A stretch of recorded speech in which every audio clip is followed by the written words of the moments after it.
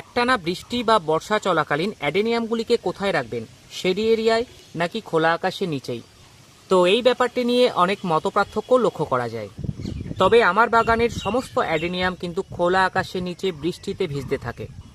আজ পর্যন্ত কোনো সমস্যা হয়নি।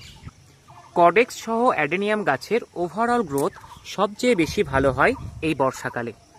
প্রপার ওয়েতে অ্যাডেনিয়ামের সয়েল মিডিয়া এবং ড্রেনেজ সিস্টেম যদি ভালো থাকে, তাহলে বর্ষাকালে অ্যাডেনিয়ামকে খোলা আকাশের নিচেই রাখুন এবং বৃষ্টিতে ভিজতে দিন।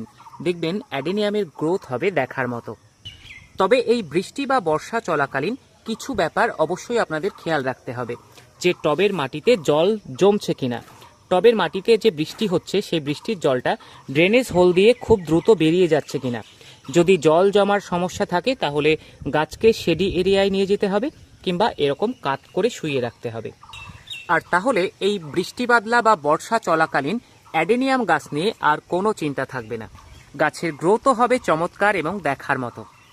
আজকের ভিডিওটি এখানে শেষ করছি। ভিডিওটি ভালো লাগলে অন্তত একটা লাইক এবং কমেন্টস করে আপনাদের মতামত জানাবেন। আর এই পেজ বা চ্যানেলে নতুন হয়ে থাকলে ফলো বা সাবস্ক্রাইব করতে ভুলবেন না। ধন্যবাদ, সবাই ভালো থাকবেন। আবারও দেখা হচ্ছে নেক্সট ভিডিওয়।